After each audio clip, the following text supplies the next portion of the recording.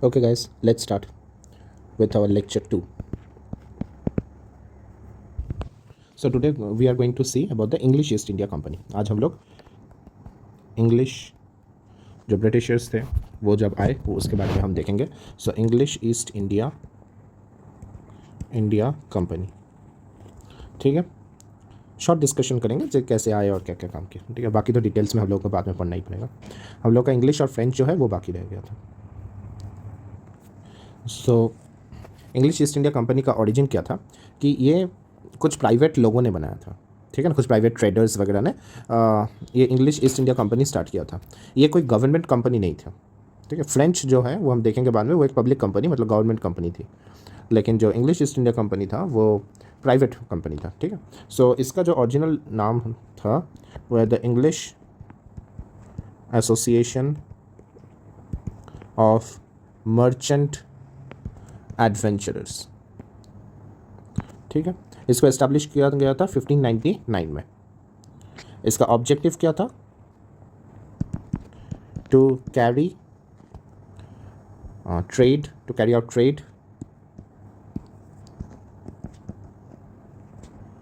with the east, ठीक है. So its objective was to carry out the trade with the east, okay, and it received the sanction of the queen, okay, in 1600. So 31st December 1600 को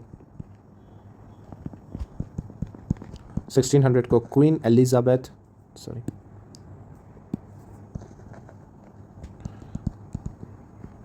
Elizabeth ने royal charter issue कर दिया. सो gave और issued royal charter.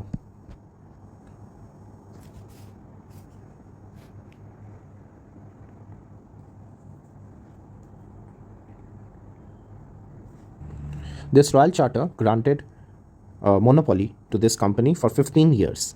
Okay, so इस royal charter के through 15 years, okay, और ऐसा कह सकते हैं कि a monopoly of 15 years was granted, जिसको मई, ये मंथ याद रखने की कोई ज़रूरत नहीं है, बस मैं ऐसे ही लिख रहा हूँ. मई 1609 में इस मोनोपोली को, this monopoly was extended indefinitely इसको फिर एक्सटेंड कर दिया गया, ठीक है. फिर बाद में जब प्रॉब्लम स्टार्ट हुई और उसके बाद फिर वेरियस एक्ट्स वगैरह आना स्टार्ट हुआ, ठीक है. तो वो हम बाद में देखेंगे. तो अभी तक समझ में आया. नेक्स्ट क्या हुआ था कि 1608 एक British ऑनवॉय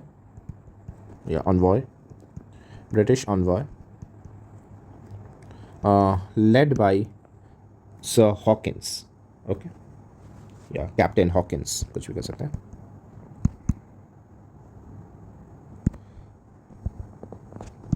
he came to the court of Jahangir. देखिए 1608 में जहांगीर का तभी रूल था, Mughal ruler Jahangir. So he came to Jahangir's court.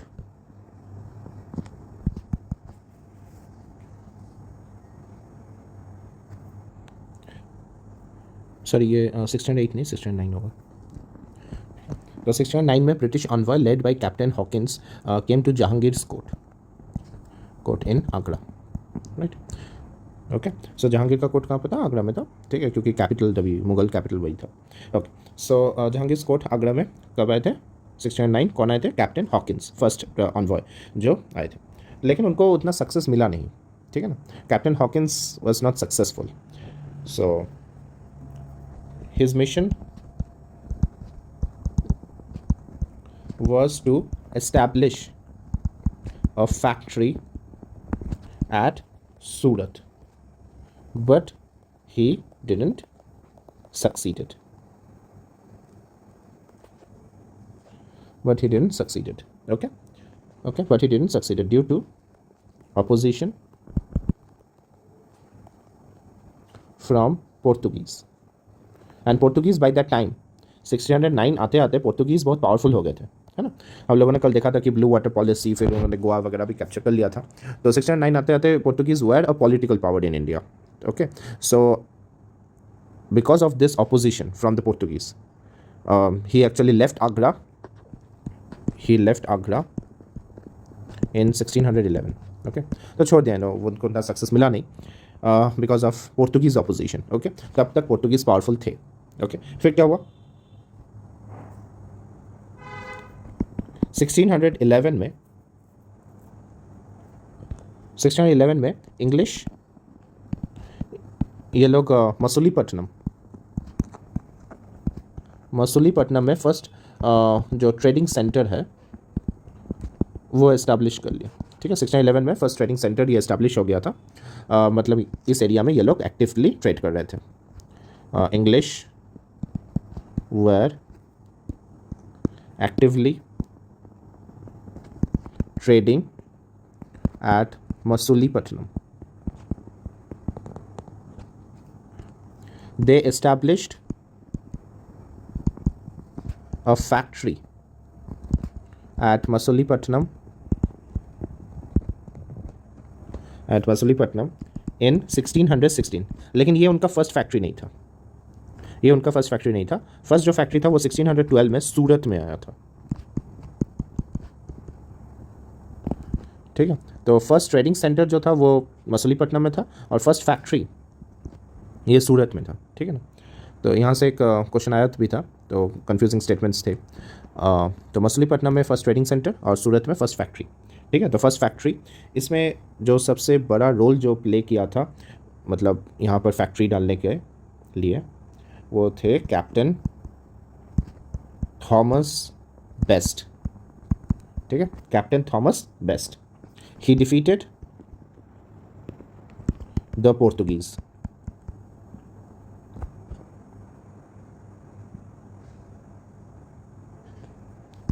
in the sea off the coast of Surat या Gujarat or Gujarat. This impressed Jahangir and then Jahangir granted permission to the English in 1613 to establish a factory at सूरत. तो first factory आ गया सूरत में. ठीक है इसमें सबसे important role किसका था captain Thomas best.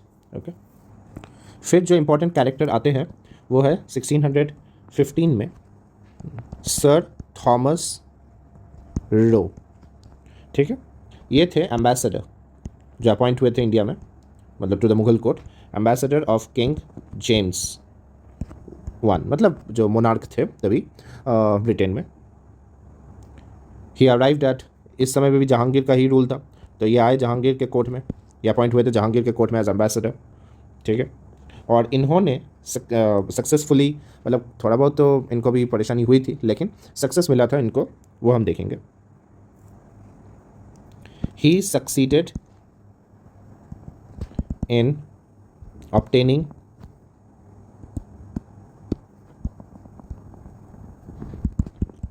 firmans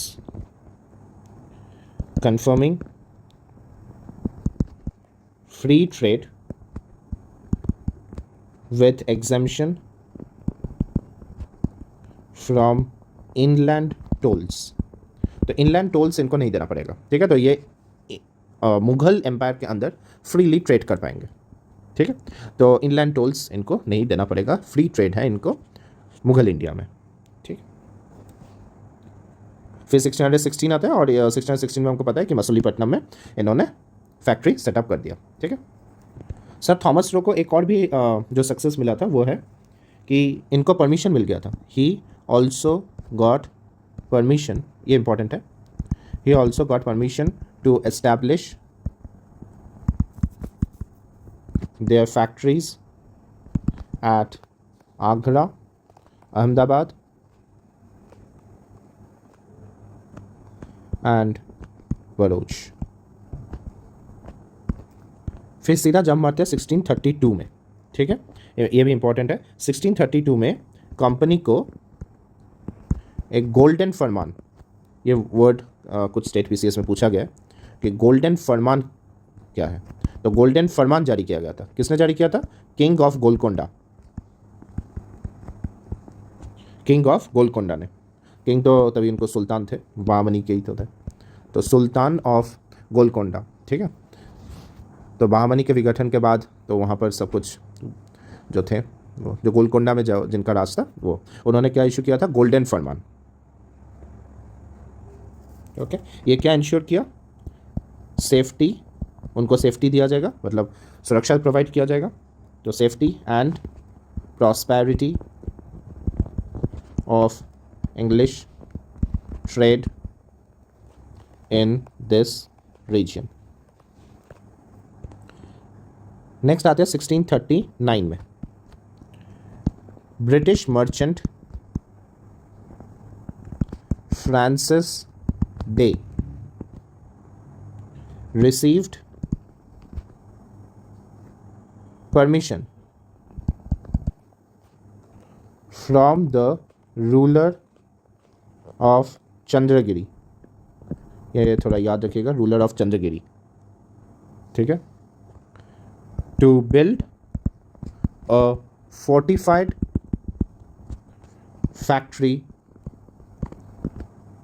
eight Madras, ठीक है। तो यहाँ से आया मद्रास में, which later became Fort Saint George, ठीक है। तो 1639 में ये हो गया।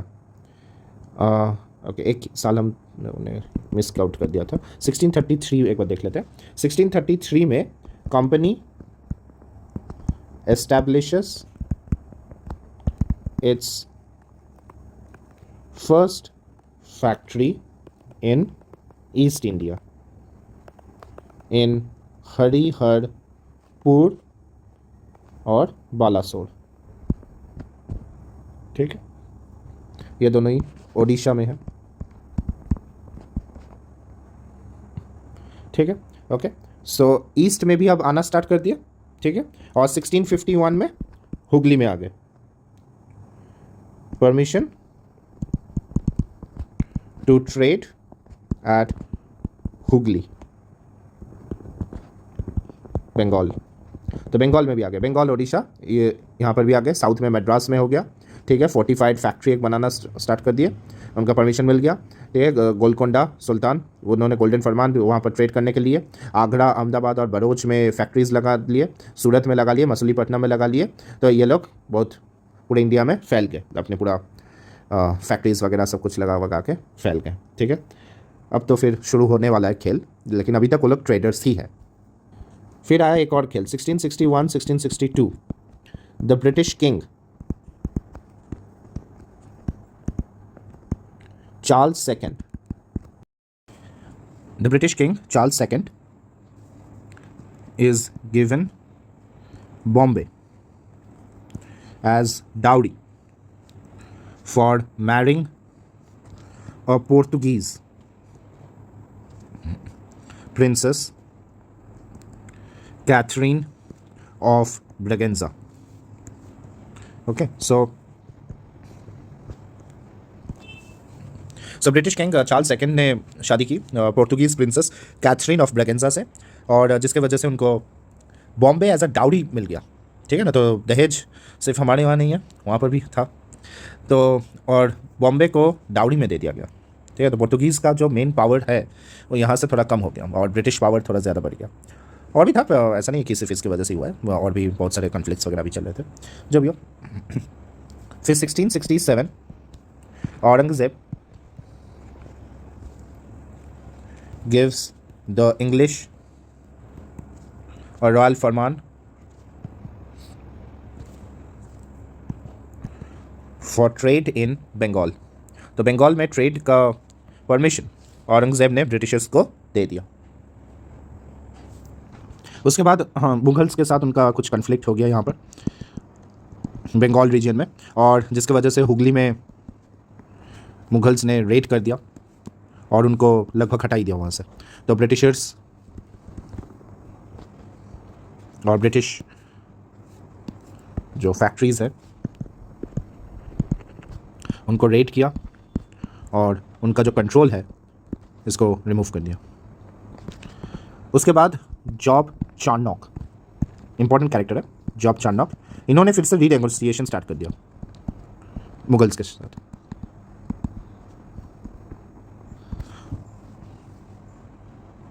ओके, और ये जो चाहते थे कि इनको सुल्तानुती, एक जगह है कोलकाता अभी जो है वहाँ पर, तो सुल्तानुती ये उनको मिल जाए। और 1690 में फिर से मुगल्स के साथ एक ट्रीटी साइन हुआ और सुल्तानुती इनको मिल गया। ओके, सुल्तानुती इनको मिल गया। 1698 में ब्रिटिशर्स को और इंग्लिश को, सो इंग्लिश और ब्रिटिशर्स सक्सीडेड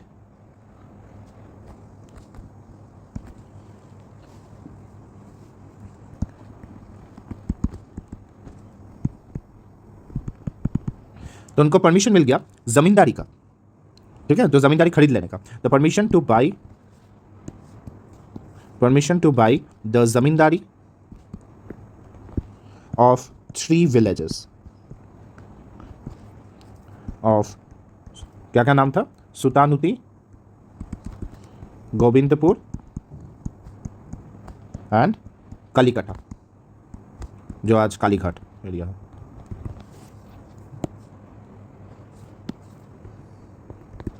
ठीक है, और इनको उन्होंने फोर्टिफाई कर लिया और इसको नाम दे दिया गया फोर्ट विलियम। ये थी फोर्ट विलियम की कहानी। ठीक है, जो बनके तैयार हो गया 1700 तक, 1700 में। ठीक है, तो ये थी कहानी किसकी, इंग्लिश ईस्ट इंडिया कंपनी में। तो हम लोगों ने देखा कि इंग्लिश ईस्ट इंडिया कंपनी कब एस्टैब्लिश हुआ। ये एक प्राइवेट कंपनी था, प्राइवेट कंपनी जिसको रॉयल चार्टर मिल गया क्वीन एलिजाबेथ से। फिर मोनोपोली उन्होंने एस्टेब्लिश कर ली। फिर वो आए जहांगीर के पास, कब कैसे, मछलीपट्टनम में फर्स्ट ट्रेडिंग सेंटर, सूरत में फर्स्ट फैक्ट्री, और फिर सर थॉमस रो आए जिन्होंने टू इनलैंड टोल्स पे एग्जेम्पशन हासिल कर लिया, और उन्होंने आगरा, अहमदाबाद और बरोच में फैक्ट्री एस्टैब्लिश करने का परमिशन भी ले लिया। फिर गोलकोंडा के सुल्तान से उनको गोल्डन फरमान मिल गया।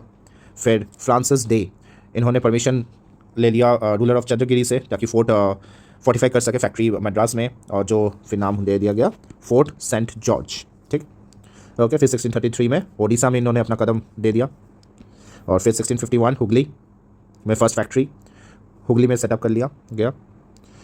इसके बाद 1661 1662 इस टाइम फ्रेम में चार्ल्स सेकंड को बॉम्बे एज अ डाउरी मिल गया, ठीक है ना, और फिर उन्होंने यही बॉम्बे को ईस्ट इंडिया कंपनी को ट्रांसफ़र कर दिया, transferred to East India company. Okay, और फिर 1667 में औरंगजेब ने रॉयल फरमान जारी कर दिया फॉर ट्रेड इन बंगाल का परमिशन मिल गया। फिर उनके कुछ कन्फ्लिक्ट स्टार्ट हो गए, और लेकिन फिर जॉब चार्नॉक उन्होंने रीनेगोशिएशन किया, सुल्तानुती पर परमिशन फिर से हासिल कर ली, सुल्तानुती पर उन्होंने एक सेटलमेंट का जो परमिशन था वो हासिल कर लिया। और फिर 1690 में मुगल्स के साथ ट्रीटी साइन हो गया। 1698 में उन्होंने परमिशन ले ली ज़मींदारी खरीदने की 3 विलेजेस की। कौन कौन से 3 विलेज? सुल्तानुती, गोविंदपुर और कलीकटा, जिसको उन्होंने फोर्टिफाई कर लिया, फोर्टिफाइड सेटलमेंट बना लिया, और फोर्ट विलियम एस्टैब्लिश हो गया 1700 में। ठीक, ये थी फोर्ट विलियम की कहानी। ठीक है, चलिए अब फिर फ्रेंच ईस्ट इंडिया कंपनी को शुरू करते हैं। सॉरी, इंग्लिश का हो गया French East India company. They were the last to come. Okay, ये एकदम आखिर में आए और आके कोशिश किया कि ये लोग एरियाज़ ऑक्यूपाई कर पाए, डायरेक्ट कन्फ्रंटेशन में आ गए इंग्लिश के साथ भी, और लेकिन अंत में ब्रिटिशर्स जो है वही जीते। वो हम बाद में देखेंगे कर्नाटक में क्या हुआ, लेकिन अभी थोड़ा जो फॉर्मेटिव ईयर्स है फ्रेंच ईस्ट इंडिया कंपनी कैसे शुरुआत हुई, क्या किया उन्होंने, ये हम थोड़ा एक बार देख लेते हैं। ठीक है, तो पहला पॉइंट क्या होगा? It was the last European company, last, okay, to enter India in or established in 1664. Okay.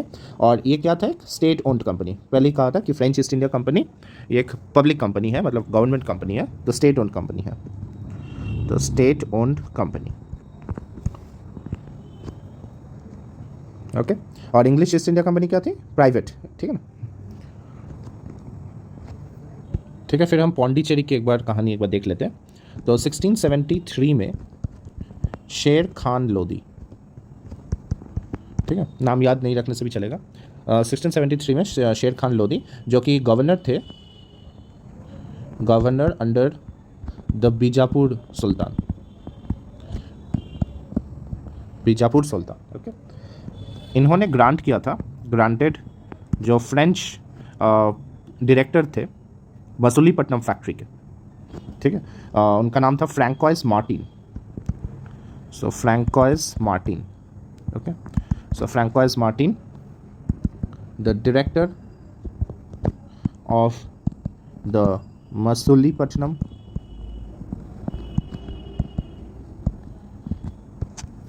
Factory, a site for settlement, जो बाद में वो उन लोगों ने एक शहर टाइप का बनाया और उसका नाम दिया क्या, पौंडीचेरी, ठीक। So Pondicherry was founded in 1674, okay. So Pondicherry इनको मिल गया, पौंडीचेरी was founded in 1674, याद रहेगा। शेर खान लोदी जो कि बीजापुर सुल्तान के गवर्नर थे, उन्होंने फ्रैंकोइस मार्टिन को एक जगह, एक एरिया ग्रांट कर दिया जिसको फ्रेंच ने बसाया, एक शहर टाइप का बनाया और उसका नाम दिया पौंडीचेरी, ठीक है। So Pondicherry was founded in 1674। Other factories कहाँ पर थे फ्रेंच के, सो अदर फ्रेंच फैक्ट्रीज कहाँ पर थे, माहे, ये भी पता है अभी पुदुचेरी का ही पार्ट है। सो माहे, कराईकल, ये भी पुदुचेरी का ही पार्ट है। फिर बालासोर उड़ीसा, ठीक है, उड़ीसा में है ये। और कासिम बाज़ार चंदन नगर, ओके, चंदन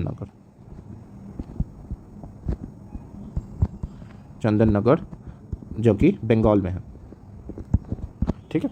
तो मसूलीपट्टनम और सूरत में भी इनका था, मसूलीपट्टनम में शुरू से ही था, मसूलीपट्टनम सॉरी सबसे पहले सूरत में था, सबसे पहले सूरत में हुआ था, सबसे पहले सूरत इन 1668 और फिर मसूलीपट्टनम, ओके, 1669 में, ओके। और ये जो पौंडीचेरी वगैरह मिल गया 1674 में, और चंदननगर ये आया 1692, ओके। तो यहाँ तक ही उनका स्प्रेड हो पाया, और जगह उन्होंने ट्राई किया था लेकिन इंग्लिश ने हरा दिया लास्ट में, वो हम देखेंगे, कर्नाटिक वर्ड्स वगैरह, एंग्लो फ्रेंच राइवलरी हमको पढ़ना ही है। तो ये था ओवरऑल एक ओवरव्यू, क्या क्या फ्रेंच कंपनी ने क्या किया क्या नहीं किया, मतलब ट्रेडिंग पॉइंट ऑफ व्यू से यही था। पॉलिटिकल पॉइंट ऑफ व्यू हम लोग नेक्स्ट दिन देखेंगे, ठीक है। उम्मीद करता हूँ कि यहाँ तक सब कुछ समझ में आया।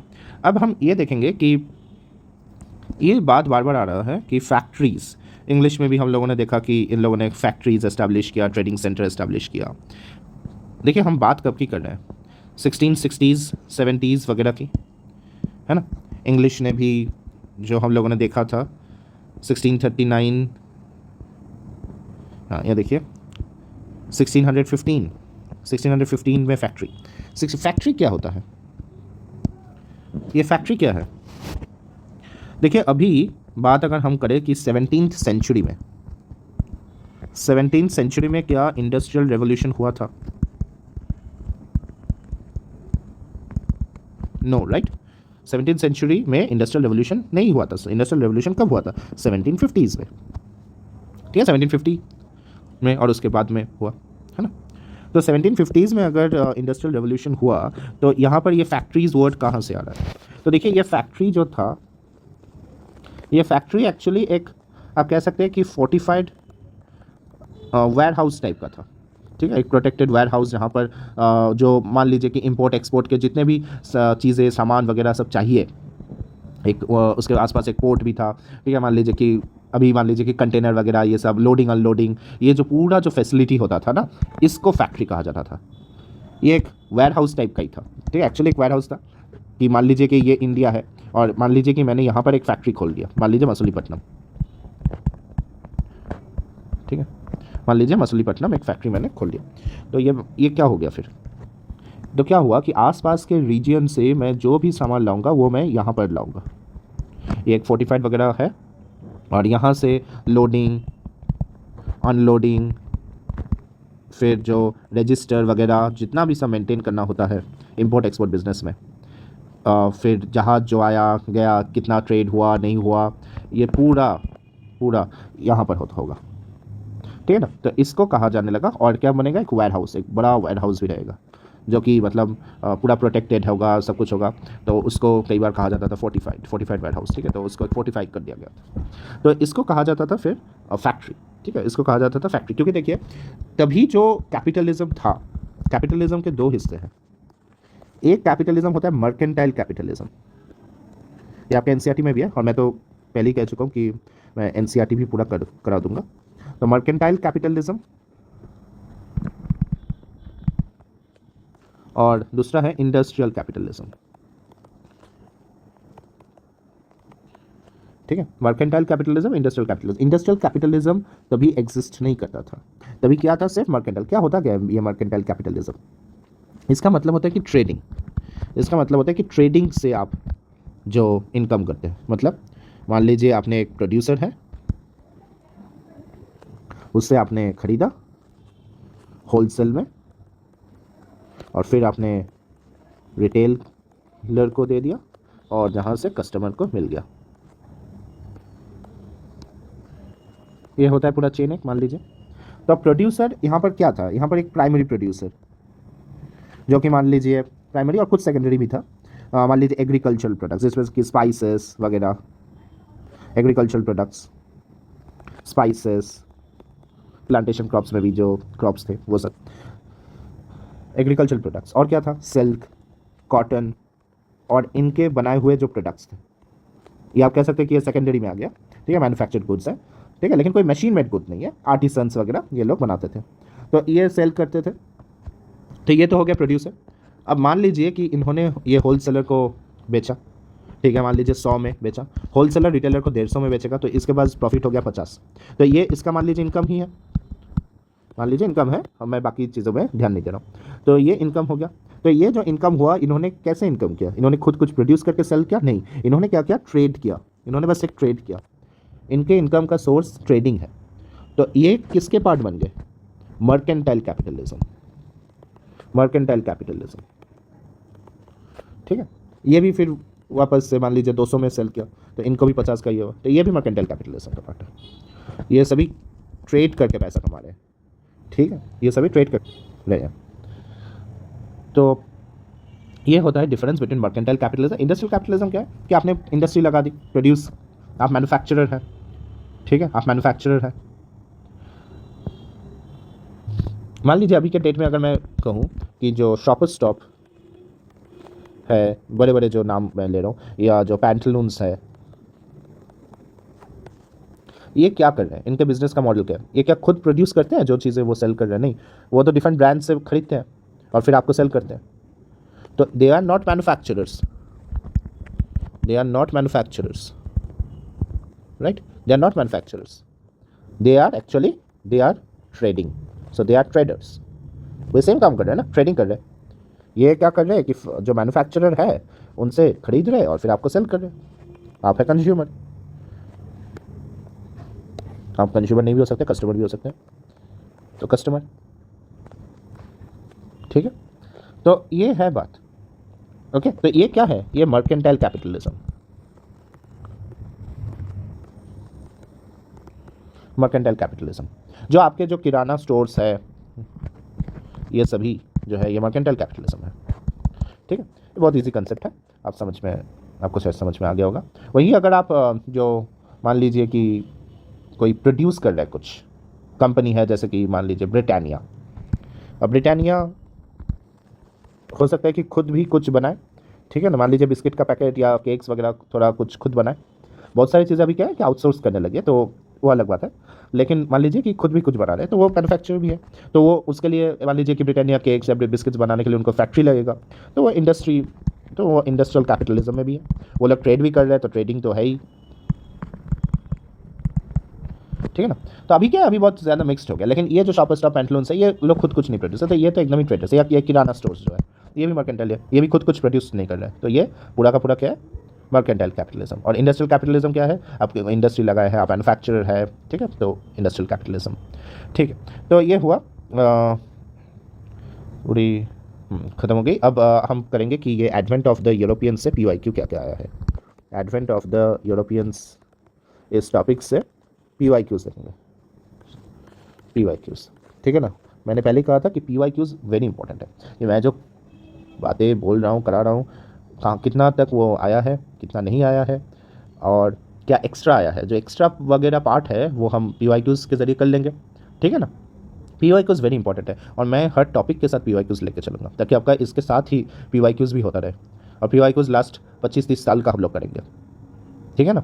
तो उसका आपको एकदम भी चिंता करने की कोई ज़रूरत नहीं है, PYQs पूरा खत्म हो जाएगा, चाहे वो प्रीलिम्स का हो या मेंस का हो। यहाँ तक कि मैं जो स्टेट PCS का है, मेनली BPSC, UPPCS, ये सब का भी मैं कवर करा दूंगा इसी के साथ, ठीक है, ताकि आपको स्टेट PCS हो, क्योंकि वहाँ पर क्या है कि थोड़ा ज़्यादा डिटेल्स में भी पूछता है, तो आपको थोड़ा ज़्यादा इन्फॉर्मेशन भी मिल जाएगा। तो मतलब कुछ कुछ क्वेश्चन थोड़ा ज़्यादा फैक्चुअल वगैरह होता है, तो ज़्यादा थोड़ा फैक्चुअल नॉलेज चाहिए, तो वो भी आपको उसी के साथ मिल जाएगा। तो हम लोग पहले एक बार देखते हैं कि UPSC ने क्या क्या चीज़ें पूछी है, ठीक है। UPSC ने इस टॉपिक पर क्या क्या चीज़ें पूछी है, एक बार हम वो देख लेते हैं पहले, फिर हम लोग स्टेट PCS के क्वेश्चंस भी देखेंगे, ठीक। So let's start with question 1, okay. So with reference to Indian history, देखिए मैं तो मेहनत कर रहा हूँ, लिख लिख के आपको करा रहा हूँ, ताकि आपका भी प्रैक्टिस हो। एक एक्टिव लर्निंग कीजिए आप लोग, ठीक है ना। ज़्यादा PDFs वगैरह इन सब के चक्कर में मत रहिए, लिख लिख के पढ़ के चीज़ों को कीजिए, ठीक है ना। इससे आपका जो रिटेंशन होगा वो ज़्यादा होगा। रिवाइज करते रहिए, इससे और ज़्यादा रिटेंशन होगा, ठीक है ना। चीज़ों को बार बार पढ़िए, लिख लिख के पढ़िए, लेकिन पढ़ते रहिए। या खाली टाइम में जो पढ़ा है उसको याद कीजिए, दिन के अंत में उसको लिखिए आपने क्या क्या पढ़ा है। अभी जब मैं पढ़ा रहा हूँ तभी भी नोट्स बनाइए, इंपॉर्टेंट पॉइंट्स पिकआउट कीजिए। अगर आपने पहले पढ़ा है ये सारी चीज़ें, मान लीजिए आपने पहले ही पढ़ लिया है, लेकिन जो एक्स्ट्रा मान लीजिए 1-2 पॉइंट होगा वो आप लिख लीजिए फिर, ठीक है ना। हो सकता है कि अगले साल वहीं से क्वेश्चन आ जाए, आप अपने आप को लकी मानेंगे तभी, ठीक है। तो ये काम कीजिए, थोड़ा आप भी मेहनत कीजिए, okay. So with reference to Indian history consider the following statements, ठीक है। ये 2022 का क्वेश्चन है, ये हम देखेंगे। एक क्वेश्चन हमने पहले किया था, वो भी PYQ ही था, 2019 का था वो। So the Dutch established their factories और warehouses on the east coast on lands granted to them by Gajapati rulers, ठीक है। Alfonso de Albuquerque captured Goa from the Bijapur Sultanate.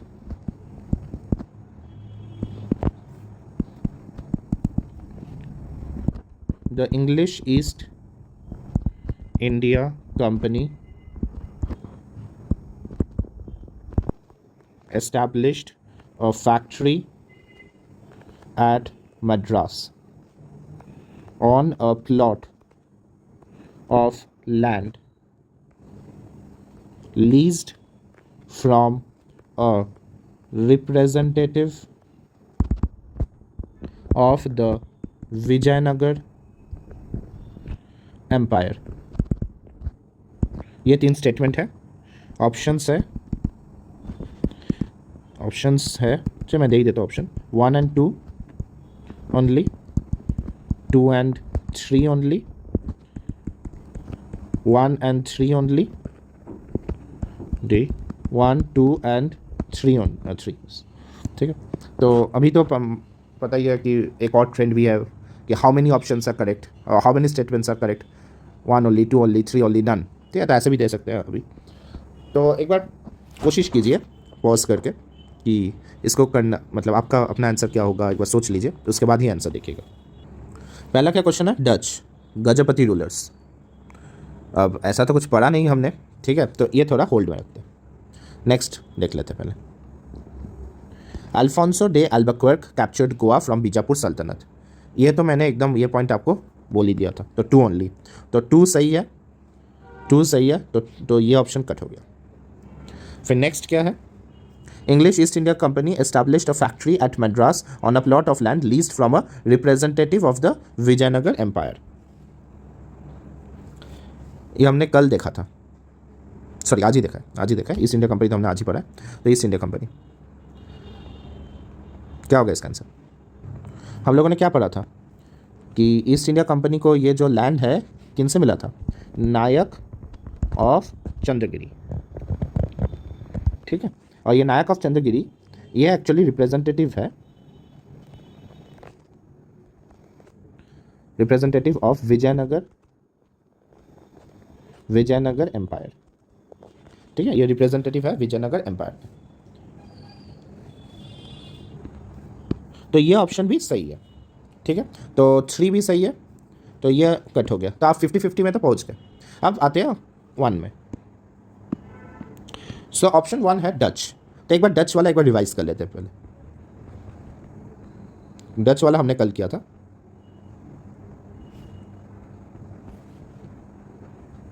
हाँ, तो ट्रेडिंग पोस्ट्स देखिए कहाँ कहाँ है, ट्रेडिंग पोस्ट्स इन्होंने कहाँ कहाँ ओपन किया है। पलिकट, सूरत, पलिकट कहाँ है, आंध्र प्रदेश, सूरत गुजरात, ठीक है, Gujarat, Nagapattinam again Andhra Pradesh,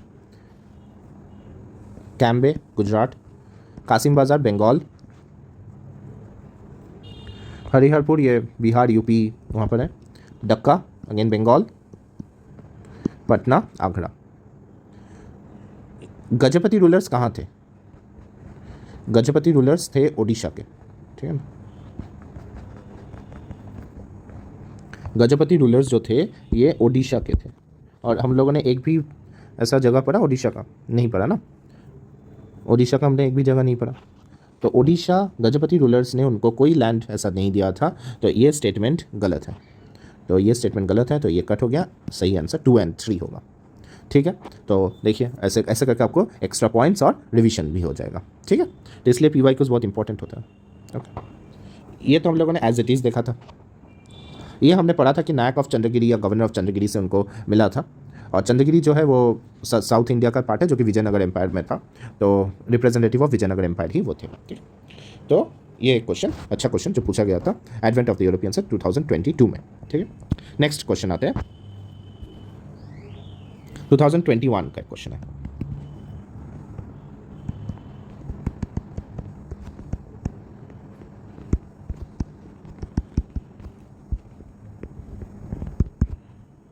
in the first quarter of 17th century,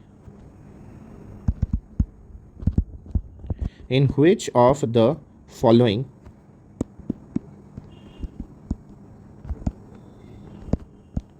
was or were the factory or factories of the English East India Company located, ठीक है। कब का क्वेश्चन है, 2021 का, ओके। सो ऑप्शंस आपके हैं, मतलब जो स्टेटमेंट्स हैं वो है भरूच या भरूच, शिकागोल, त्रिचिनापोली, ट्रिचिनोपोली, ठीक है, ट्रिचिनोपोली। और ऑप्शंस आपके हैं 1 only, B 1 and 2, C 3 only, D 2 and 3, ठीक है, ओके। तो ये है ऑप्शंस। अब देखिए कब का पूछा गया है, एक बार आप भी कोशिश कर लीजिए पॉज करके, ठीक है। चलिए अब देखिए कब का पूछा गया है, 17th सेंचुरी के फर्स्ट क्वार्टर, मतलब 1600 से 1625 के अंदर क्या हुआ था, कहाँ कहाँ इन्होंने बनाया था। तो देखिए 1600 से 1625 के बीच में हम लोगों ने कल पढ़ा था। 1612 में सूरत में आ गए, ठीक है। फिर 1615 में आगरा, अहमदाबाद, भरूच या बड़ौच जो है वहाँ पर आ गए। फिर और कुछ नहीं है, ठीक है। फिर 1633 वगैरह में चला जाता है, 1650s में बंगाल में एंट्री करते हैं, ठीक है। तो कहाँ कहाँ ओपन किया था फर्स्ट क्वार्टर में? आगरा, अहमदाबाद, बड़ौच और सूरत, ठीक है। सो यहाँ पर ऑप्शंस में देखिए, बड़ौच है, इन दोनों का तो नाम भी नहीं है, तो आंसर क्या होगा? One only. इतना इजी क्वेश्चन है, बस थोड़ा आपको याद रखना पड़ेगा और कुछ नहीं। अच्छा, तो चिकाकोल और त्रिचिनोपोली के बारे में एक बार देख लेते हैं, वो कब इनके अंडर में आया। तो Trichinopoly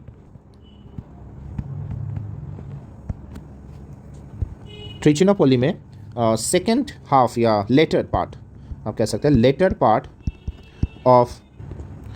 part of 17th century, later part of 17th century में उनके इन्फ्लुएंस में आया। ऐसा नहीं है कि फैक्ट्री वगैरह ओपन कर लिया गया था, क्योंकि जो ये त्रिचिनोपोली है ये अंडर कर्नाटक के अंडर में आता था, ओके, कर्नाटक स्टेट के अंदर आता था। तो वहाँ पर क्योंकि ब्रिटिशर्स का इन्फ्लुएंस थोड़ा बढ़ रहा था, और 17th सेंचुरी के लेटर हाफ या एकदम लेट 17th सेंचुरी, 1690s 85 वहाँ से थोड़ा ज़्यादा इन्फ्लुएंस बढ़ा त्रिचिनोपोली में। लेकिन ऐसा फैक्ट्री ओपन किया ये पता नहीं, ठीक है। ट्रेडिंग थोड़ा था, लेकिन ऐसा एकदम वेयर हाउस वगैरह सब कुछ बना लिया वो पता नहीं, ठीक है, उसका तो कोई मेंशन है नहीं। तो त्रिचिनोपोली में ये हुआ था। फिर चिकाकोले, ये है पार्ट ऑफ नॉर्दर्न सरकार्स, ठीक है ना। बस जगह थोड़ा याद रख लीजिएगा कि कौन कहाँ पर है। एक बार अगर बाद में कभी पूछ लिया तो मतलब मान लीजिए कोई क्वेश्चन बना लिया कि त्रिचिनोपोली कहाँ का था, कर्नाटक का था, चिकाकोले कहाँ का था, नॉर्दर्न सरकार का था, ठीक है। बड़ौच जो है वो तो गुजरात में, ओके। तो part of northern Circars, okay. And it was known for textile, okay, textiles.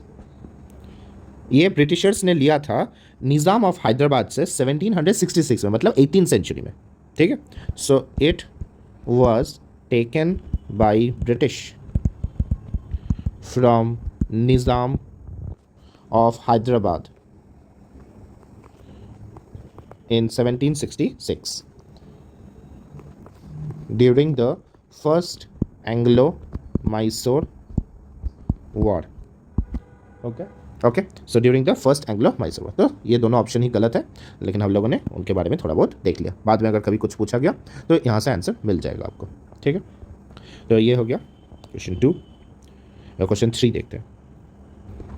एक क्वेश्चन पूछा था यूपीएससी ने, एक बार वो देख लेते हैं। ये थोड़ा टफ है, पूरा मतलब बहुत ज़्यादा फैक्चुअल वगैरह भी है।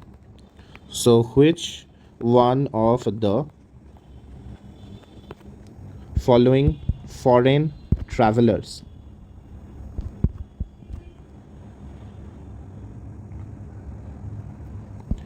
elaborately discussed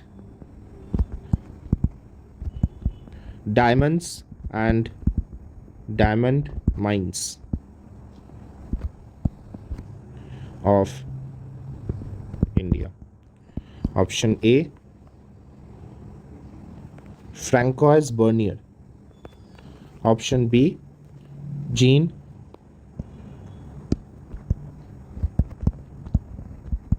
Baptiste Tavernier। देखिए, मैं ये जो नाम है ये मैं अपने हिसाब से प्रोनाउंस कर रहा हूँ, मुझे नहीं पता कि इनका एक्चुअल नाम कैसे प्रोनाउंस करते हैं, ठीक है। तो अगर ये मुझे कुछ फ्रेंच वगैरह लग रहा है, तो अगर किसी को फ्रेंच आता है या फ्रेंच नाम प्रोनाउंस करना आता है तो वो ठीक ठाक प्रोनाउंस कर ले, ठीक है। सो जीन डे या जियान डे थेवनॉट।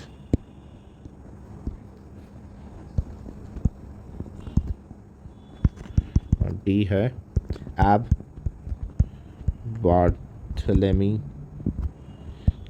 कैरे। देखिए, इसके बारे में तो कुछ नहीं आइडिया है, ठीक है ना। जो मैंने पढ़ा है उसमें से कुछ आइडिया नहीं है। तो ये क्या है, आपके लिए एक बाउंसर है। और ऐसे 100 क्वेश्चंस में आपको 10-15 क्वेश्चंस तो मिल ही जाएंगे जो एकदम आपको कुछ नहीं आएगा। चाहे आप कितना टफ पढ़ाई कर ले, कितना आप मटेरियल के पीछे भाग ले, आपको तो नहीं आएगा, किसी को नहीं आएगा, सिर्फ आपको नहीं, किसी को नहीं आएगा। तो ऐसे क्वेश्चंस को क्या करना होता है, छोड़ना होता है, ठीक है, छोड़ दीजिए। अगर कुछ आइडिया नहीं लग रहा है छोड़ दीजिए, ब्लाइंड गेस करने की ज़रूरत नहीं है, ठीक है, ब्लाइंड गेस करने की ज़रूरत नहीं है। आप कह सकते हैं कि ये दोनों नाम तो एकदम सुना ही नहीं है, ये दोनों नाम कुछ सुना सुना लग रहा है, तो इनमें से लगा सकते हैं। हाँ, आप ऐसा कर सकते हैं, आपका लक। इसका बाय द वे सही आंसर तो ये है। हम लोग एक बार इनके बारे में एक बार पढ़ लेते हैं, क्योंकि ये आया है तो एक बार देखना ज़रूरी हो जाता है, क्योंकि अगले बार अगर आया तब हमको आइडिया रहना चाहिए। ये 2018 में शायद आया था, तो तब जब पहले बार आया था तब उनको प्रॉब्लम हुआ था, तब सभी को प्रॉब्लम होगा। लेकिन अगर ये 2026 में रिपीट करता है तो जो लोग वेल प्रिपेयर्ड है उनको प्रॉब्लम नहीं होगा, ठीक है ना। तो आपको उनमें से आना है, आपको उस चुनिंदे लोगों में, एस्पायरेंट्स में आना है ना, तो इसीलिए अभी आपको जाना पड़ेगा, ठीक है, क्योंकि ये एक बार आ चुका है। तो ये जो जीन बैप्टिस्ट टैवर्नियर है, ये एक फ्रेंच ट्रैवलर है। इन्होंने विज़िट किया था इंडिया को, विजिटेड इंडिया बिटवीन 1640 टू 1667, ठीक है, ये है उनका टाइम फ्रेम। ये क्या थे? ये एक डायमंड मर्चेंट थे, डायमंड मर्चेंट थे, और इनका बहुत इंटरेस्ट था इंडिया के डायमंड्स में। सो ही वॉज पर्टिकुलरली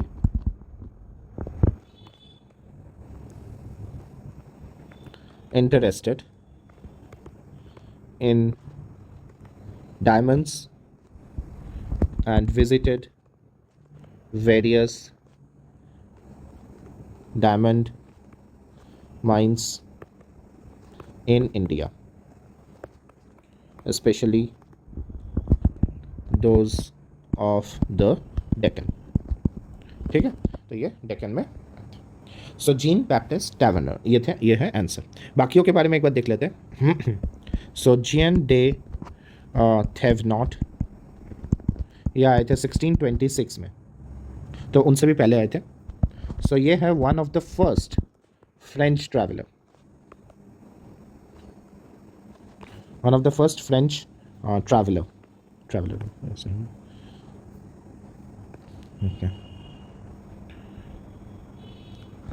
इन्होंने क्या किया था? ये इन्होंने ग्राफिकली डिस्क्राइब किया था, या इतना ज़रूरी नहीं है, सिर्फ इतना याद रखिएगा, one of the first French traveller है ये। और इन्होंने क्या किया था? डिस्क्रिप्शन दिया था, description of indigo cultivation in India.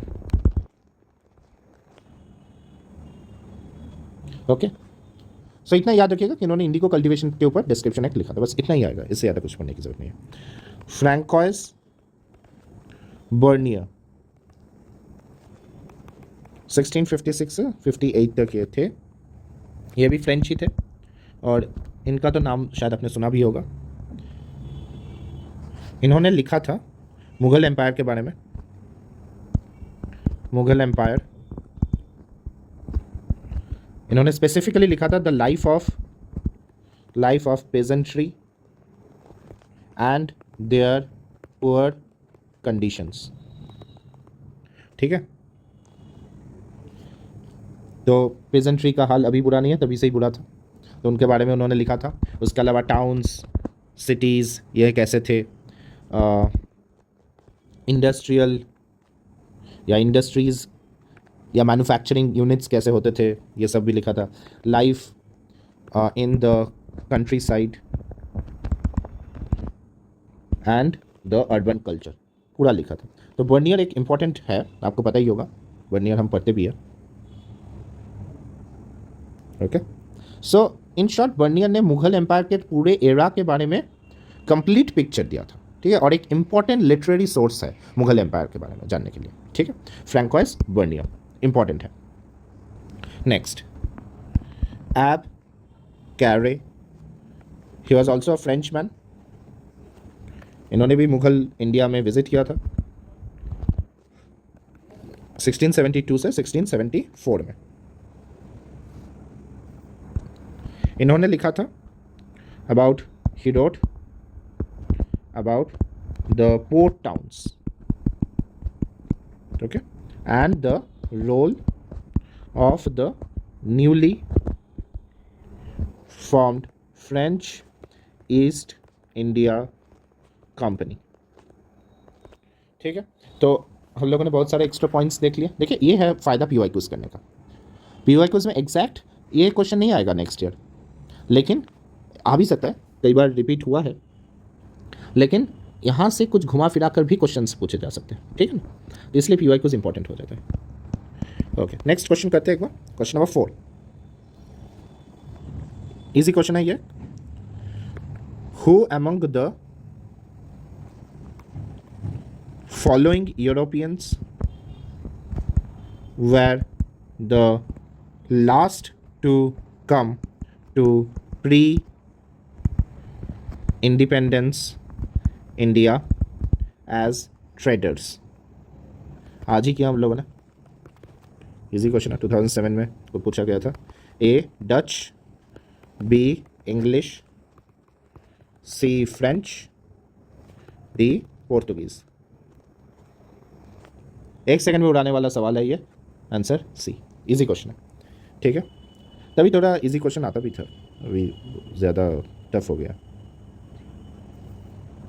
Okay, next question करते हैं। Question number 5, which one of the following is the correct statement. ये 2005 का क्वेश्चन है। So A the modern Kochi was a Dutch colony till India's independence। ठीक है, B the Dutch defeated the Portuguese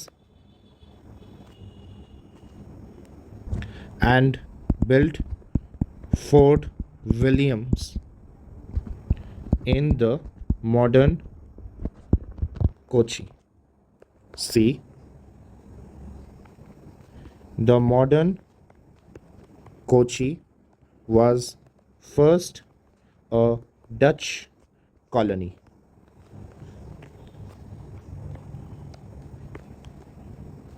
before the Portuguese took over। and D the modern Kochi never became a part of British colony। ठीक है, ये हमने discuss नहीं किया था। ये पूरा जो क्वेश्चन है ये मॉडर्न कोची के ऊपर ही है। ठीक है, तो फिर से एक बाउंसर टाइप का है। ठीक है, कुछ हम इसमें कर सकते हैं तो ठीक है, लेकिन तो छोड़ देना अच्छा है। लेकिन क्योंकि ये पी वाई क्यूज़ में आ गया है तो अभी तो हमको इसको देखना ही पड़ेगा, है ना। तो पी वाई क्यूज़ में आ गया तो अभी हमको देखना पड़ेगा। तो एक बार देख लेते हैं फिर से।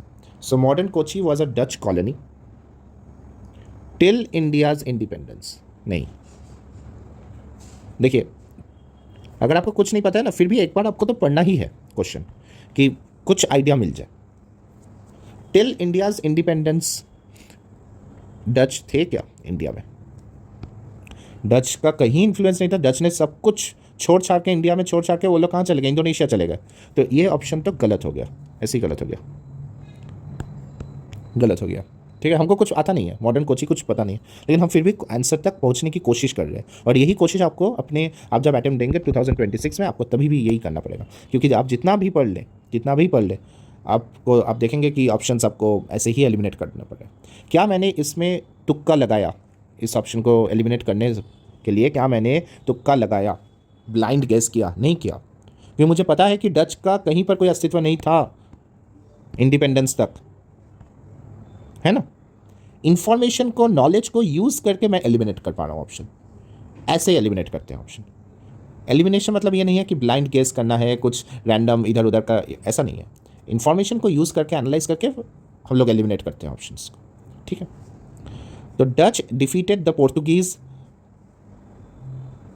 And built fort William in the modern Kochi fort William, fort William, fort William, fort William तो कोलकाता में है ना, ये तो ब्रिटिशर्स ने बनाया था। हो सकता है एक नाम के दो हो जाए, क्या पता, लेकिन क्योंकि हमको संदेह है और हमको आंसर नहीं पता तो हम इसको भी कट कर देंगे। एग्ज़ाम हॉल में अगर आपका आंसर तक पहुंचना है, और फोर्ट विलियम तो ये हो नहीं सकता ना, क्योंकि ये तो इंग्लिश ने बनाया था बंगाल में, ठीक है। फोर्ट विलियम्स तो इंग्लिश ने बनाया था ना, ये तो हमको पता ही है, नॉलेज है ये फोर्ट विलियम्स, ठीक है। अब हो सकता है कि एक और फोर्ट विलियम्स हो, छोटा मोटा कुछ हो, लेकिन वो हमें नहीं पता और वो पूछेगा भी नहीं, वैसा ट्रेंड नहीं है।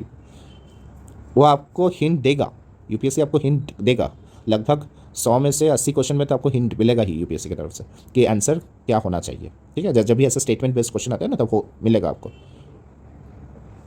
हम देखते हैं next. The modern Kochi was first a Dutch colony before the Portuguese took over,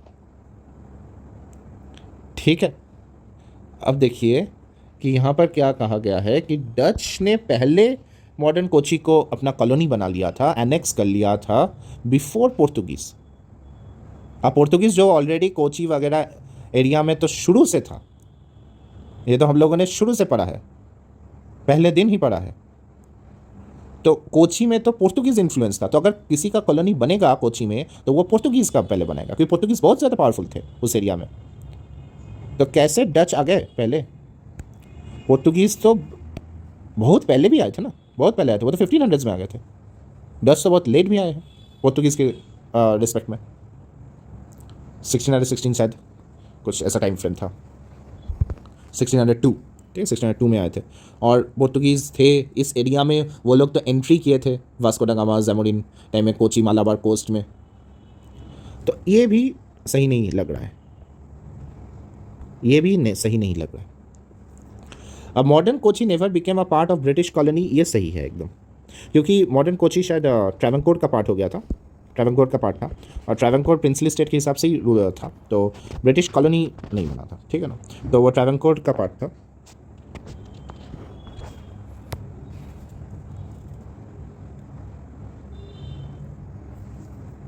ठीक है, ऐसा हम लोग सोच सकते हैं कि हाँ ये एक ट्रैवनकोर का पार्ट होगा, केरला में ट्रैवनकोर स्टेट में कुछ यही होगा, और फिर शायद ये डायरेक्ट ब्रिटिश कंट्रोल में नहीं आया होगा, ठीक है। तो ऐसा कुछ करके हम लोग आंसर तक पहुंच सकते हैं, ऐसा नहीं है कि आंसर तक पहुंचा नहीं जा सकता। देखिए मॉडर्न कोची का हिस्ट्री आपको अलग से पढ़ने की इसके लिए कोई ज़रूरत नहीं है ना, हम लोग के पास जो एग्जिस्टिंग नॉलेज है उसी के साथ हम लोगों ने इसके आंसर को ड्राइव किया है, ठीक है। अब जब आ गया है तो थोड़ा बहुत हम लोग देख लेंगे, लेकिन एग्ज़ाम हॉल में आपको ऐसे ही करना है। मैं एग्ज़ाम एकदम हॉल में कैसा करना है मैं वो बता रहा हूँ, ठीक है। तो एक बार देख लेते हैं कोची का। सो जो कोची है ये पोर्तुगीज़ के अंडर में था फ्रॉम 1503 टिल 1663, और 1663 में डच ने कैप्चर कर लिया, Dutch captured it in 1663. So Dutch ruled Kochi till 1795 when British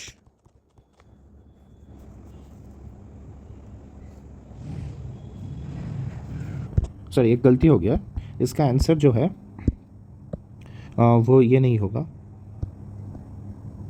ये होगा, ठीक है, ये नहीं होगा, ठीक है।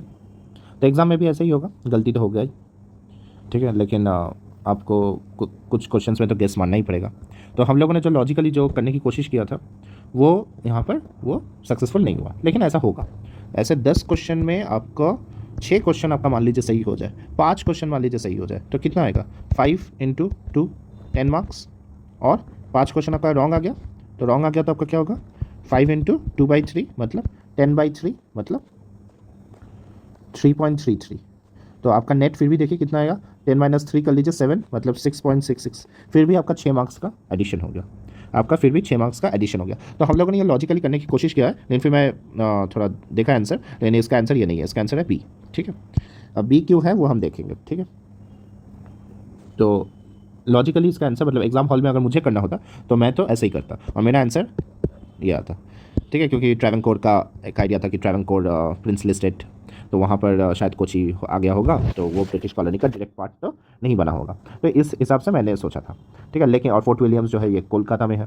ठीक है, लेकिन इसका आंसर जो दिया गया है वो है ऑप्शन बी।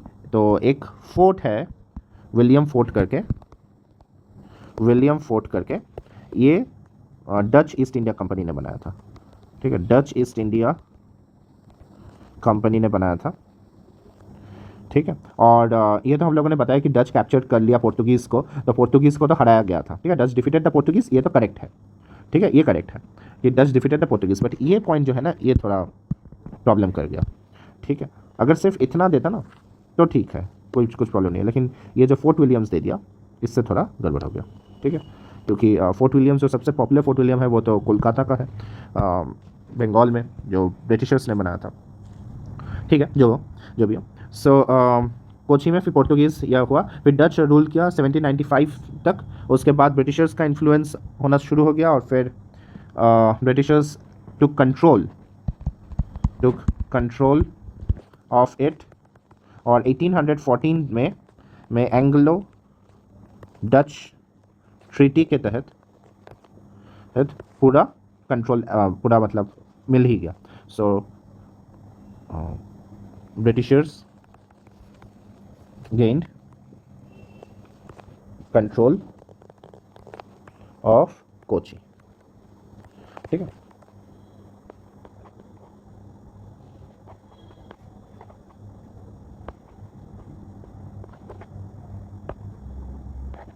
ओके, सो ये होगा इसका आंसर। ठीक है, समझ में आ गया होगा शायद। अब आज का एक लास्ट क्वेश्चन कर लेते हैं, उसके बाद आज का क्लास एंड कर देंगे। So last question 6, with reference to the entry of European powers into India, which one of the following statements, with reference to the entry of European powers into India, which one of the following statements is not correct? ये 2003 का है। So option A, the Portuguese captured Goa in 1499. B, the English opened their first factory in South India at Masulipatam. ठीक है। C, in Eastern India, the English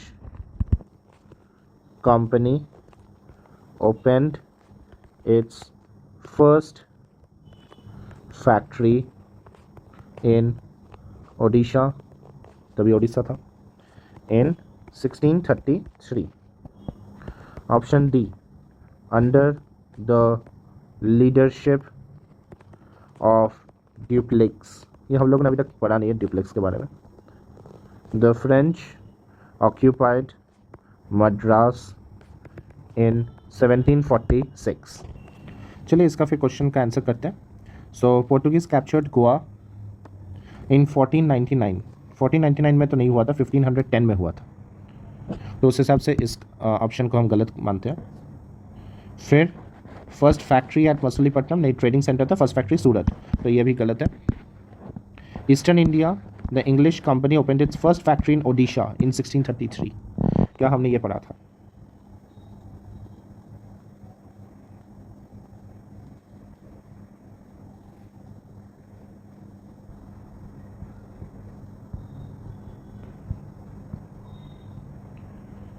Yes, 1633 company establishes its first factory in East India in Hariharpur Balasore Odisha. Okay, मैंने एक बार हरिहरपुर को शायद थोड़ा गलत बोल दिया था। ये जो हरिहरपुर है, हरिहरपुर एक्चुअली ओडिशा में है। ठीक है, मैंने शायद कहीं पर बिहार बोल दिया। ठीक है, तो एक बार देख लीजिएगा।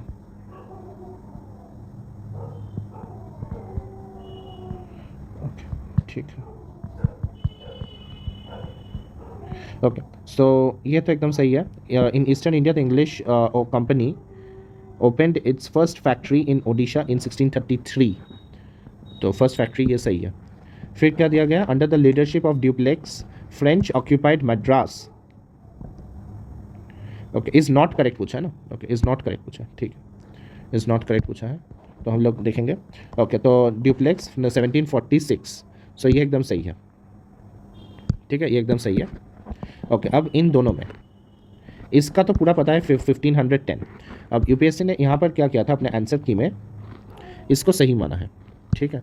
तो फर्स्ट फैक्ट्री, लेकिन एनसीईआरटी और बाकी रिसोर्सेज में भी फर्स्ट फैक्ट्री जो है वो सूरत को कहा गया है, ठीक है। फर्स्ट फैक्ट्री जो है ये सूरत को कहा गया, ठीक है, एनसीईआरटी से ही मैं करा रहा हूँ, और विपिन चंद्रा वगैरह से, और जो स्पेक्ट्रम है उसमें भी यही लिखा है, फर्स्ट फैक्ट्री सूरत है, ठीक है। लेकिन यूपीएससी ने फर्स्ट फैक्ट्री मसूलीपट्टनम को माना है, यहाँ पर लिखा हुआ है।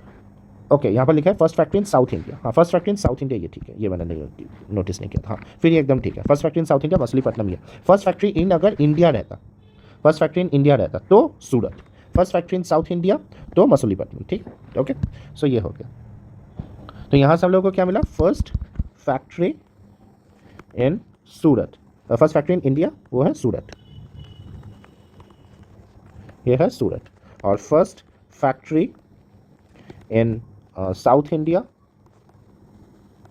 वो है मसूलीपट्टनम, ठीक। ओके, सो ये तो एकदम सही हो गया 1612, और ये हो गया 1613 में शायद, ठीक है। तो ये हो गया काम, तो ये भी ऑप्शन एकदम सही है। तो हमारा गलत ऑप्शन कौन सा रहा, ये देखा, पूरा फैक्चुअल पूछ लिया, बहुत ज़्यादा ये फैक्चुअल भी है क्योंकि आपको डेट्स याद रखना पड़ रहा है। तो ये था क्वेश्चन, ओके, अच्छा क्वेश्चन था। नॉट करेक्ट पूछा है, तो नॉट करेक्ट पूछा है, तो नॉट करेक्ट कौन सा होगा, ऑप्शन ए। ऑप्शन ए मतलब रॉन्ग है तो वो करेक्ट होगा, ठीक है, ये रॉन्ग है ना, तो ये फिर करेक्ट हो जाएगा, ऑप्शन ए जो है ये करेक्ट है, ठीक है। ओके, क्यों करेक्ट होगा, क्योंकि नॉट पूछा, ठीक है। तो जब भी ऐसा क्वेश्चन मिला ना नॉट करेक्ट, तो नॉट को एक बार ऐसा गोल या अंडरलाइन या कुछ कर लीजिएगा, ताकि आपका ध्यान रहे कि ये नॉट वाला पूछा है, ठीक है ना। नहीं तो आप क्या कर देंगे कि कुछ भी उल्टा सीधा मार्क कर देंगे, ठीक है, सही वाला मार्क कर देंगे, ठीक है। तो ऐसा नहीं करना है, ओके, ठीक है। फिर आज इतना ही रखते हैं, कल हम लोग स्टार्ट करेंगे डिक्लाइन ऑफ मुगल्स। कल मतलब नेक्स्ट वीक, 2 दिन हम पॉलिटी करेंगे, और कल शायद हम सी सैट करें, ठीक है, सी सैट। और सी सैट में हम लोग स्टार्ट करेंगे टाइम एंड वर्क, यहाँ से क्वेश्चन आता है, ठीक है ना। तो टाइम एंड वर्क को हम लोग एक बार देख लेंगे। टाइम मैथ पार्ट से हम लोग शुरू कर रहे हैं, तो टाइम एंड वर्क, उसके बाद एवरेजेस, ठीक है, उसके बाद एवरेजेस देखेंगे, और उसके बाद प्रॉफिट एंड लॉस। और ये जो मैं कराऊंगा ना सी सेट वगैरह, या मान लीजिए कि आप अगर एसएससी दे रहे हैं, एसएससी एनटीपीसी, या कोई भी ग्रुप बी सर्विस होगा कांस्टेबल, इन सब में भी अगर ये टॉपिक्स आता है तो वहाँ का भी आपको एकदम कवर अप हो जाएगा। और अगर आप कहेंगे तो मैं डेडिकेटेडली जो मैथ वीडियोस है एसएससी वगैरह का वो भी मैं लाता रहूँगा, ठीक है। सो कांस्टेबल हो गया, फिर जो स्टेट पीसीएस, सबसे important state PCS exam, state PCS, okay. तो इसके लिए तो बहुत इंपॉर्टेंट है, ठीक है, क्योंकि बीपीएससी वगैरह में डायरेक्टली, बीपीएससी में भी, और यूपीपीसीएस में भी, डब्ल्यूबीसीएस, ठीक है, यहाँ पर डायरेक्टली पूछा जाता है क्वेश्चंस, सो वो भी हम लोग देख लेंगे एक बार, ठीक है। तो हम लोग शायद कल स्टार्ट करेंगे टाइम एंड वर्क से, और यहाँ का हम लोग प्रैक्टिस करते करते चलेंगे, ठीक है, टाइम एंड वर्क, ओके। और कल तो संडे भी है ना, तो कल संडे है, तो हम लोग संडे को प्रॉमिस किए थे एस्से करने का, लेकिन एस्से कल करने से कुछ फ़ायदा शायद नहीं होगा, क्योंकि अभी तक हम लोग का सिलेबस उतना हुआ नहीं है, उतना आपको शायद अभी पता नहीं है। 1 महीने बाद से हम लोग ऐसे वाला स्टार्ट करेंगे, ठीक है, ओके। क्योंकि थोड़ा बहुत अगर सिलेबस आपको पता होगा तो आप जो ये है ना कि पेस्टल अप्रोच वगैरह ये सब जो होता है, ये आप तभी कर पाएंगे, कुछ पॉलिटिकल, इकोनॉमिक, सोशल, ये सब अगर थोड़ा बहुत आपका रेडी रहा तो 1-2 महीने बाद हम लोग ये स्टार्ट करेंगे ऐसे वाला। अभी शायद आप उतना लिख नहीं पाएंगे, मतलब आपके पास उतना कंटेंट नहीं है अगर आप बिगिनर हैं। मैं उन लोगों के लिए कह रहा हूँ जो बिगिनर है, जो लोग बिगिनर नहीं है वो अपना प्रैक्टिस प्लीज़ करते रहिए ऐसे का, ठीक है। ऐसे का आप प्रैक्टिस मत छोड़िए, हफ्ते में एक दिन तो आपको ऐसे करना ही करना है, ये आपको मान के चलना है, ठीक है। मैं ये जो कह रहा हूँ ये उनके लिए है जो एकदम ही बिगिनर है, ठीक है। और इसके अलावा प्रैक्टिस करते रहिए एकदम, और रिवीजन करते रहिए, ठीक है। रिवीजन करते हैं, जो मैंने आज कराया है उसका एकदम फुल रिवीजन कीजिए। देखिए हम लोगों ने कितना सारा MCQs भी सॉल्व किया है, कितना बहुत सारा कंटेंट वगैरह सब कुछ मिल गया है। इससे ज़्यादा कंटेंट आपको चाहिए नहीं और आप याद भी नहीं कर पाएंगे। एक एडवेंट ऑफ द यूरोपियंस के टॉपिक से हम लोगों ने बहुत सारा कंटेंट किया है। नेक्स्ट वीक जब हम लोग करेंगे तब हम इसमें स्टेट PCS के भी क्वेश्चंस करेंगे, उसमें आपको और थोड़ा ज़्यादा कंटेंट भी मिलेगा, ठीक है। उसको अगर आप लोग स्टेट PCS का नहीं सोच रहे अभी, तो उसको आप अलग कॉपी में भी लिख सकते हैं या अलग करके लिख सकते हैं, लेकिन ऐसा नहीं है कि वो नहीं आ सकता UPSC में। अब आप अगर अभी का देखें ट्रेंड, तो बहुत सारा फैक्चुअल वगैरह, डेट्स, साल वगैरह, किसने क्या लिखा है नहीं लिखा है, प्राइजेज, अवार्ड्स, ट्रॉफीज़, ये सब पूछा जा रहा है, ठीक है। तो अभी शायद वो भी आ जाए, ठीक है। तो ऐसा नहीं है कि नहीं ही आएगा, वो भी आ सकता है UPSC में, ठीक है। और शायद नेक्स्ट ईयर ही पूछ ले कुछ ऐसा, तो ऐसा गारंटी तो है नहीं, ठीक है। तो आप प्रिपेयर कर ही लीजिएगा वो भी, ठीक है। अगर आप टारगेट नहीं भी कर रहे हैं स्टेट PCS, और अगर आप टारगेट कर रहे हैं कि आप UPSC के साथ स्टेट PCS देंगे, तो बहुत अच्छी बात है, ऐसा कोई कुछ नहीं कि ख़राब है, क्योंकि लगभग सिलेबस एक जैसा ही होता है। मान लीजिए आप अगर UPSC और UPPCS या BPSC ये सब कुछ दे रहे हैं, UPPCS में सिर्फ आपको क्या करना है, UP स्पेशल पढ़ना है, ठीक है। UP का स्पेशल पेपर जो 5 और 6 है। BPSC में आपको सिर्फ थोड़ा बिहार का जो करंट अफेयर है, GK है, वो सब थोड़ा बहुत देख लेना पड़ेगा, नहीं तो बिहार का तो बहुत ईजी है। और क्या पढ़ना पड़ेगा इसके लिए, हिंदी आपको पढ़ना पड़ेगा। हिंदी बिहार में तो हिंदी क्वालिफाइंग है, तो उसके लिए उतना मेहनत करना नहीं पड़ेगा। लेकिन अगर आप UPPCS दे रहे हैं तो वहाँ पर हिंदी जो है वो मेरिट वाला पेपर है, तो उसके लिए हिंदी आपको चाहिए। बाकी तो ठीक है, ठीक है। आप स्टेट PCS का टारगेट कर सकते हैं, ठीक है। तो आपको एक नौकरी चाहिए ना, तो स्टेट PCS भी हो सकता है कि आपको मिल जाए, हाँ। लेकिन आपका हमेशा टारगेट तो UPSC का ही रहना चाहिए। उसके बाद आप अगर स्टेट PCS देना चाहते हैं तो वो भी दीजिए, क्योंकि मान लीजिए आपका स्टेट PCS में हो जाए तो फिर आप उसके साथ फिर से आप UPSC दे सकते हैं, ठीक है। तो ये आपका हो जाए, या फिर जिन्होंने 2-3 अटैम्प्ट दे दिया है तो वो तो डायरेक्टली नहीं हुआ है, तो वो लोग फिर ट्राई कीजिए आप मतलब स्टेट PCS के लिए, ठीक है। स्टेट PCS के लिए ट्राई कीजिए आप, SSC बैंकिंग वगैरह के लिए भी फॉर्म फिलअप कर लीजिए, ट्राई कीजिए, ठीक है। तो ये सब के लिए आप ट्राई करते रहिए। ऐसे ही एकदम मतलब एक को पकड़ के बैठे रहना शायद थोड़ा मतलब बहुत, ये थोड़ा कंट्रोवर्शियल टॉपिक हो जाएगा, ठीक है ना। लेकिन अगर आप अपने को एनालाइज़ कीजिए कि आप कितना पानी में है, कितना पानी में नहीं है। क्या आप एक साल डेडिकेटेडली दे सकते हैं एकदम, मतलब दिन रात मेहनत करके, लगभग एवरेज 10 घंटा आप पढ़ के, एक साल 10 घंटा, पूरा साल 365 डेज़ आप ऐसा दे सकते हैं कि नहीं। आप अपने आप को थोड़ा एनालाइज़ कर लीजिए। उसके बाद अगर आपको लगे कि नहीं, आपसे नहीं हो पा रहा है या नहीं होगा, तो फिर आप सोच सकते हैं कि SSC बैंकिंग और स्टेट PCS के बारे में भी, ठीक है। थोड़ा सा आसान होता है, थोड़ा सा आसान होता है, लेकिन उतना भी आसान नहीं है। कंपटीशन वहाँ पर भी बहुत ज़्यादा है, बहुत ज़्यादा है, ठीक है। तो आपको तो मेहनत करनी पड़ेगी, ठीक है। ऐसा बात नहीं है कि सिर्फ यहाँ पर ही कंपटीशन है, वहाँ पर भी बहुत ज़्यादा कंपटीशन है, ठीक है। तो वहाँ पर भी मेहनत करनी पड़ेगी। मेहनत तो आपको हर जगह ही करनी पड़ेगी, ठीक है, और सीरियसली करनी पड़ेगी। ऐसी बात नहीं है कि वहाँ पर आपको सीरियसली नहीं करना पड़ेगा, ठीक है। तो आप देख लीजिए और उस हिसाब से कीजिए, और क्या, ठीक है। लेकिन मेहनत कीजिए, ठीक है ना। एक बार हो जाए तो आपको भी निश्चिंती मिल जाएगी, है ना। आप भी निश्चिंत हो जाएंगे कि आपको एक नौकरी मिल गई, अच्छी नौकरी मिल गई, सरकारी नौकरी मिल गई, सोसाइटी में एक प्रेस्टीज होगा आपका। परिवार अगर आप मतलब थोड़ा गरीब है या निचले वर्ग से आते हैं तो आप सोशल प्रेस्टीज बढ़ जाएगा, ठीक है ना। आपका एक स्टेटस हो जाएगा, ठीक है। आप अच्छा काम कीजिए, लोगों के लिए अच्छा काम कीजिए, ठीक है, तो उसका भी एक मौका मिलेगा, ठीक है। तो ठीक है, आज के लिए इतना रखते हैं, बाकी फ़िलोसॉफ़ी किसी और दिन छाड़ेंगे, ठीक है। आज इतना रहने देते हैं। नेक्स्ट वीक हम लोग हिस्ट्री में मुगल्स करेंगे, और जो यहाँ का जो टॉपिक हम लोग स्टार्ट करेंगे पॉलिटी में, हम लोगों ने कहा था कि 2 क्लासेस जो है वो हिस्ट्री का रहेगा और 2 क्लासेस पॉलिटी का, है ना। तो पॉलिटी में हम लोग स्टार्ट करेंगे एकदम स्टार्टिंग से, यूनियन एंड इट्स टेरिटरीज, ठीक है।